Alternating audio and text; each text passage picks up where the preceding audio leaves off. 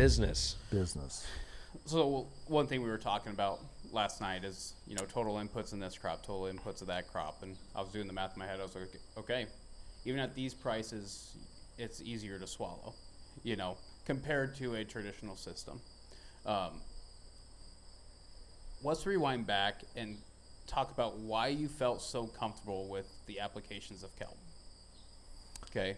And I'm really pointed with this question, Eric, because it's on your screen inside the building there. Do you want to dive deeper into that? Yeah, absolutely. And how that helped you?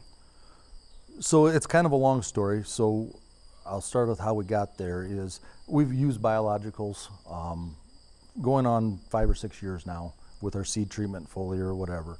And the cost of that was adding up. So we decided we wanted to see if we could grow our own this spring. And we had an early spring in March. We went out and took some soil samples and cultured our own local soil biology. We're wildly successful for no reason other than luck. I mean, if you saw my setup, you would a mad scientist type stuff. But it worked. And so we had a bottle of biological material, and we had no idea what it was. And I thought, well, before I will go out and put any of this on my crop, I need to make sure I didn't brew up a bottle of Fusarium. Yeah, Fusarium, Phytophthora. Yeah. Just because you grew something, it doesn't mean it's good. Yeah. So we did that, and I ran across a company called Biome Makers out of California. What they are is a DNA testing company. So we sent them a 5 or 10 milliliter sample of what we had grown. We had grown a sample from broadleaf crops and from wild native prairie crops. Because I knew that the biology in those crops would be different, and so I wanted to see what the difference was. So we sent it in, we got our results back. We came up with 600 different bacterial components and 250 fungal components in our samples. Numbers on broadleafs and grasses were about the same. And so here I'm staring at a 10-page report with the scientific names. Some I recognized, some I had no idea what their purpose was, good or bad, whatever. And so I decided, well, maybe the next thing I need to decide is, this came from my soil. Is the rest of my soil lacking in any of these? Is this going to be a profitable mix to put on my crops? And so what Biomakers had is, they call it a bee crop, and they use satellite imagery and go out and differentiate parts of your field, and you'll go out and pull 6 soil samples and send those soil samples in, and they'll run the same DNA test on those soil samples. And so what we had were maps of our field where the genomes of the biology out there differed, whether it was topography, soil type, history, whatever. Yeah. One thing that came out of that was we were short biological strains that created abscisic acid. And I went a little bit farther. So what are their recommendations for fields that are low in abscisic acid biology? Well, it happened to be kelp. Which we had seen some phenomenal responses from the year before. And the other one was algae. All products we were playing with and seeing physical changes in the plant. And so I'm like, it was just verification in my mind of what we had seen the year prior on how some of these products could be used locally. So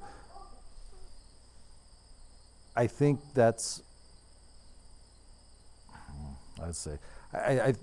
how I got confirmation of what we were doing was right. And that's how last year we made one application of kelp and saw changes in the plant. And this year we went to in-furrow plus 3 foliar vegetative kelps, followed by a reproductive. And we've been blessed with great weather this year. And we're seeing fruits from that application. And I would say it was more luck to stumble on the scientific verification of why we were seeing these results. And there's so much data there that it's going to take me all winter to carve out the next step. Yep. But it was just an aha moment, like problem, solution, application. Yep. Well, and how many times in agriculture is it actually that way? Yeah, exactly. You know. Especially in the biological or plant hormone world. Yep. Oh, Yep. nose? Not Yeah. very often. Yeah, the guy drove up my driveway and says you should try this. Is the Right. way it is in most That's cases. usually the one, yeah. That's the strain we usually seem hear that we're missing. Right. Yeah. So that's the part I truly respect. I'm trying to remember if it was middle of July. We kind of went down the rabbit hole. Yeah. But the part that I thought was so interesting is that you had kind of a grass native species biology and you had a wildflower and talked about almost doing an inverse in the sense of your corn gets the wildflower and your soybeans get the native grass, Yeah. just to help the diversification. Now, no scientific data, but it's just an interesting concept. If we're trying to get a diversity of biology into the system, that'd be the way to do it. You know, the argument on the other side is if there's not the food source for that biology because of the type of plant that's growing there, Right. that's where it could go wrong. Or I shouldn't say go wrong, but that's why maybe you wouldn't see results, right? But it's just. But it's at an the end of the day, my total cost into it was $1.89 for some molasses and some fulvic to get started, and my time. Yep. So I mean, it was truly something I enjoyed. So I mean, for me to put this biology out there that literally cost me nothing but time to do, Yeah. versus spending $15 an acre from somebody else's biological, I just thought that the returns on that could be significantly higher. Well, it just gets to the part of not even a bushel now.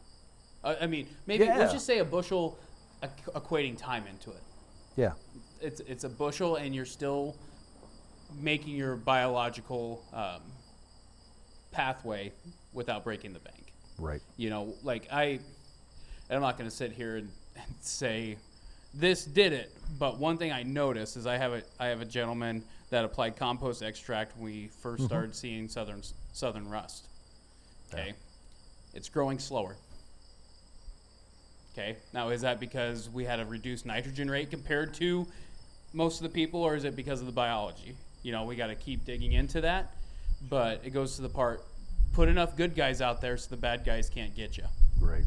You know, it's kind of that theory. And then I think about, I mean, we haven't done the how many strains there are and so on and so forth, but it's like, is there a certain strain of an antifungal bacteria that was in that compost extract? I mean, there's a chance that was in there. Absolutely. And if that was in there, double down on that cost them 50 cents an acre.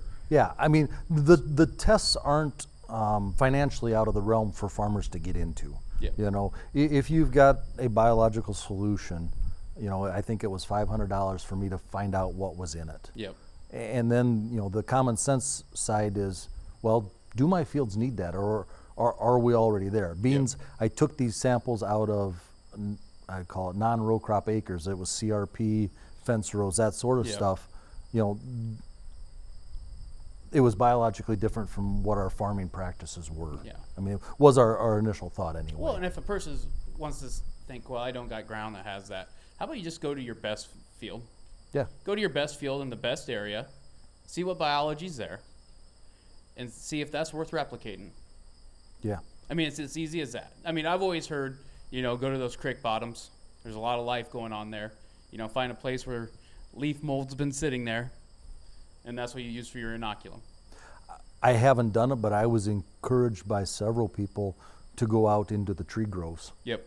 And take a sample there and see what you grow, because there are generations of leaf and bark and material on that ground that is decaying, and stuff that you're not going to find in an agricultural field. Well, and not only that, it's naturally going to be fungal dominant. Yes, more times exactly. than not. Exactly. And that was their point. It's going to be fungal dominant. Yep. But that's the biological game. I believe in it, and I know I've seen it work. It's just, how do you make that fit into an operation that's not an additional cost? Right. you know, because a lot of times applied biology, you can pull back 35 pounds of FOS. Well, if the FOS isn't there or the FOS isn't releasing, maybe we need to put inoculum out for a little bit before we make that hard switch. Like, prove it with a Haney test that your FOS is releasing, not just throw a product and then when you're combining it, oh, it just didn't work. Yeah. You know, so. Yeah, I think once you get these systems cycling, is this something that has to be done every year? No, because you're going to start the cycling, and if you continue to feed it with carbon sources and things like that, we're just building a more resilient system. Yep. Getting more good guys, Pretzer. Getting more good guys. Yeah, absolutely. Absolutely. 100%.